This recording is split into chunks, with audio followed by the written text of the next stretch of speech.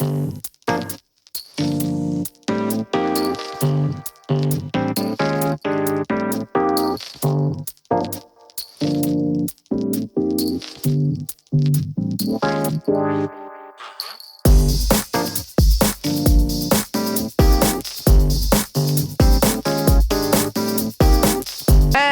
we are live and we are loaded on Taco Tuesday. We got a ton of news today, plus a brand new event just kicked off. This is DX Uno. Thank you so much for checking out the video. Don't forget to drop a like before we get started. And also, however you may be watching, whether it's on the YouTube app or on your laptop, thanks for being here. And without further ado, let's get to it. So it is another super bright day and always sunny in Philadelphia. It's been so bright, like in every single shot you can just see my blonde hair just flowing, just gleaming against the sun.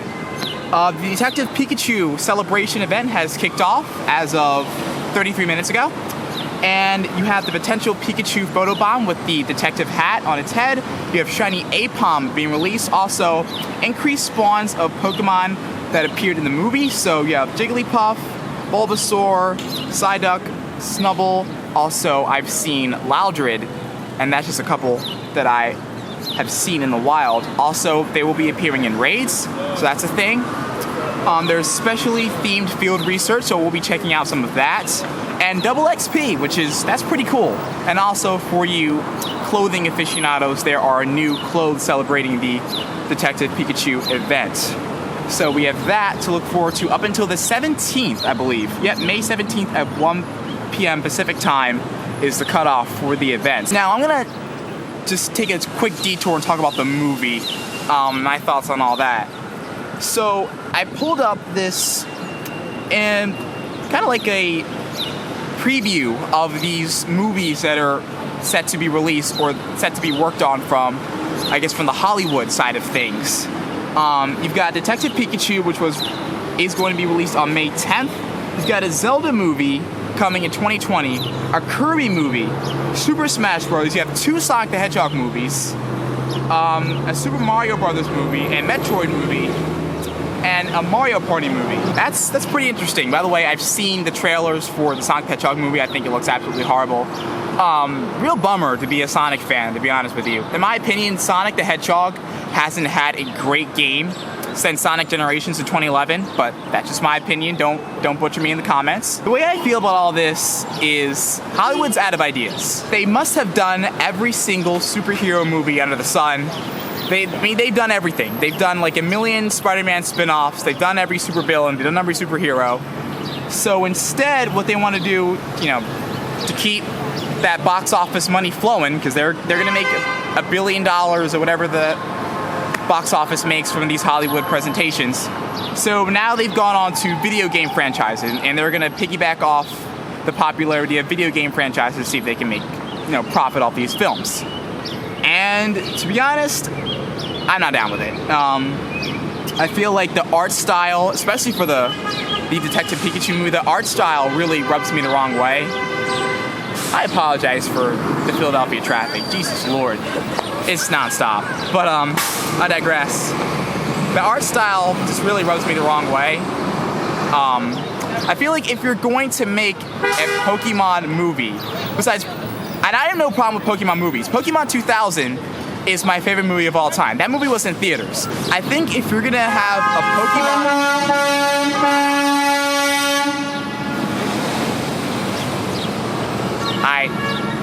I can't record in this spot. Jesus Christ.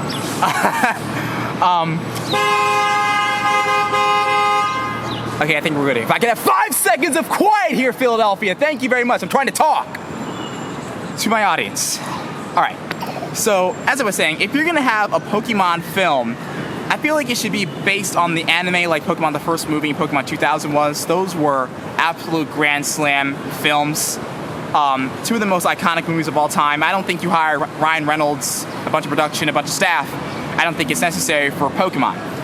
I feel like Zelda is gonna be the one really good movie out of all this crap that they're planning on bringing out.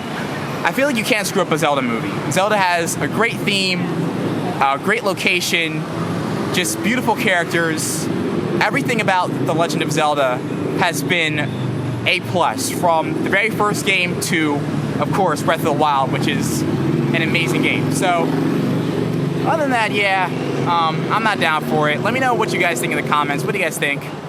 Are video game movies going to be a hit in box office? Are they going to put butts into those IMAX recliner seats? I don't know. It's not my cup of tea. It ain't my thing.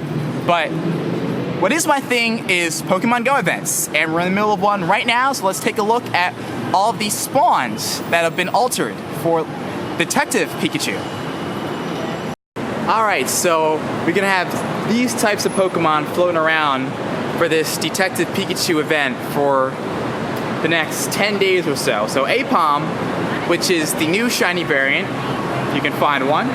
Apom is incredibly difficult to catch, so shiny check each and every single one and make sure if you get a shiny, you've got to use the golden raspberry. I mean, if you get a shiny, use a golden raspberry Ultra Ball regardless, but especially for Apom. Apom is historically tough to catch. Also, Jigglypuff is going to be available all over the place because apparently Jigglypuff was a star in the movie. I guess Jigglypuff's kind of a movie star. Remember Jigglypuff in the anime had that pop star mentality. She was always like trying to show off and sing, and then if you ignored her or fell asleep, she'd get pissed off and rat in your face. So that's Ipom, Jigglypuff, Psyduck. Very movie-centric cast for today. How did you break out of a freaking Great Ball? Are you serious? Just got word of the quest for the Detective Pikcachu event, and the first one, which I have right now, catch a seed Pokemon that is seen walking in a river. That's Bulbasaur. That's going to give you a Trico, which could be shiny. Catch the Fire-type evolution of Eevee, which is Flareon. And I don't know where you're going to find Flareon. Maybe Flareon spawning somewhere. But it's going to give you an Arcanine. That's probably the rarest quest and the hardest to complete. Catch the Water-type Pokemon carried in a backpack, which is Psyduck. That gives you a Magikarp. And the one that I have, catch 10 Jigglypuff, Apom, or Snubbull. That is for Ditto. Real quick, I had no idea this was even a thing. A wild Ludicolo. This is one of the first Generation 3 fully evolved spawns I have ever seen. It'd be really cool to see more of these. I've never seen this before. Maybe I just don't know. Maybe this already occurred. But this is the first time I'm seeing it, so. Wild Ludicolo, see if we can pick this one up. This is even better than a rare spawn. This is a never before seen spawn for me. First wild Ludicolo I've ever caught. Not bad. Not bad at all. I'll take it. Today has definitely been a day of unique firsts. So not only have we never seen a wild Ludicolo, we've never caught wild back-to-back Snorlax before. It's just unheard of. And this is another whopper of a Snorlax, 1697. And we have to take things very, very seriously. So we're gonna go with the Ultra Ball here. That's a good flick. Alright, got the Snorlax down. I'm gonna check it real quick to see if its IVs are worth anything. Their IVs are horrible, but this is a pretty good day. So not only got a wild Ludicolo, wild Snorlax, we've got Psyducks, Apoms. I'm surprised Pikachu isn't spawning. Pikachu is the star of the movie. Pikachu hasn't been seen at all since the start of this event, but we've got Psyducks, Loudrids, all kinds of different stuff spawning. Snorlax, good day.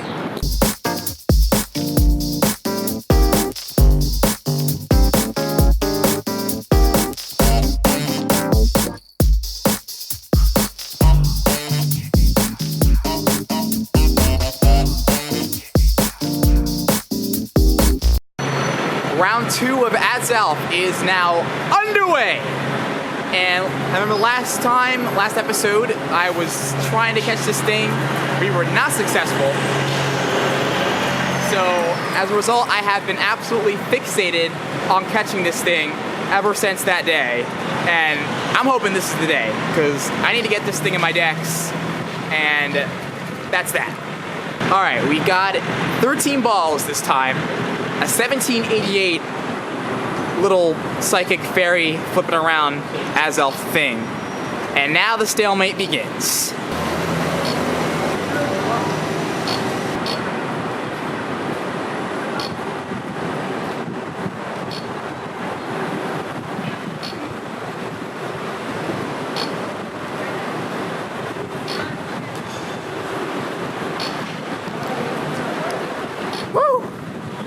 That's a relief. Finally got this thing.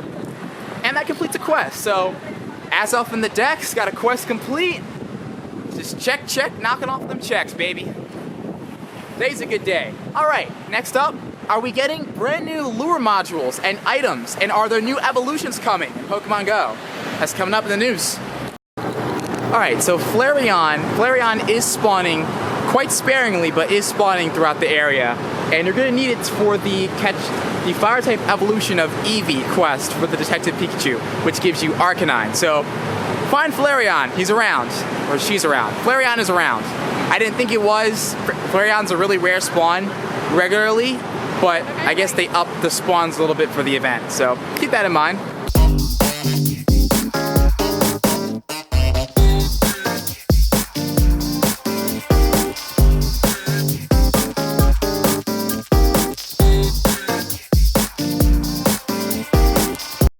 So since the release of Gen 4, we've often asked, what are we going to do with Magnezone and where are Glaceon and Leafeon? We've got a whole lot of other Generation 4 evolutions. It seems like we may have our answer lying within the game's code, lying in wait to be released. So our good friend Charles, another trusted source of the Pokemon Go community, found 3 new things, and they all hint to some brand new evolutions coming to Pokemon Go. So we found the Glacier Lure Module, the Magnetic Lure Module, and the Mossy Lure Module. So let's go over the Glacial. The Glacier Module's text is as follows. A frosty lure module that attracts Pokemon for 30 minutes, especially ones that love the cold. It can also cause some Pokemon to evolve, so keep that in mind. Magnetic lure module, an electric lure module that attracts Pokemon for 30 minutes, especially ones that possess a magnetic field, can also cause some Pokemon to evolve. Keep that in mind.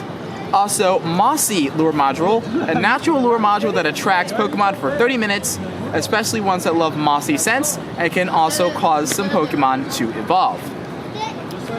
So what I like about this is, obviously, they're hinting towards some brand new evolutions. I'm assuming Glacier is going to be for Glaceon, Magnetic for Magnezone, and Mossy for Leafeon. So my best guess is, while you have the lure module active, you can evolve either Magnemite to Magnezone or Eevee to Glaceon or Leafeon. That's my best guess. Also, there's going to be a raid week coming up within the, I guess, not too distant future.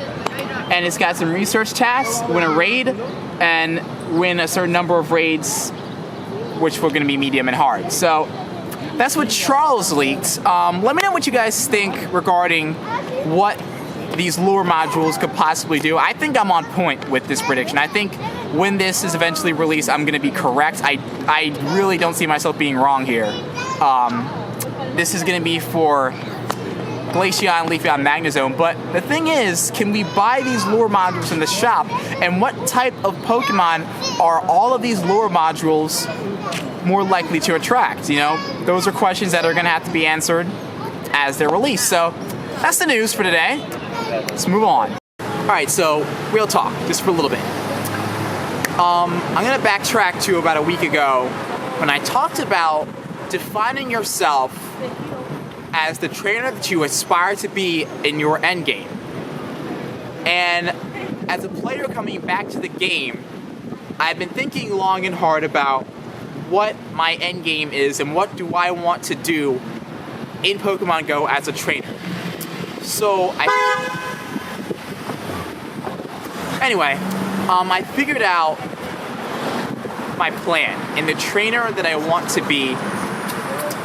And my entire life, I've always loved winners. I've loved winning. I have had family members that have won sporting championships, not, professional, but winning runs in my family. I have always been pushed to do the very best that I possibly can in everything that I do and to be a winner. So it's in my blood to want to win and to want to be a champion. So that's what I'm going to do. I am officially entering the PvP realm. I'm going to enter Silk Road tournaments. I'm going to sign up, and I'm going to give it my all. I'm going to get everything that I've got. So I think the channel as a whole is moving more towards a PvP type of informative direction, much like a lot of other YouTubers have made great strides towards information when it comes to PvP. And I'm telling you what, you're gonna know exactly what I'm gonna be doing because you're gonna see my teams be built in these videos.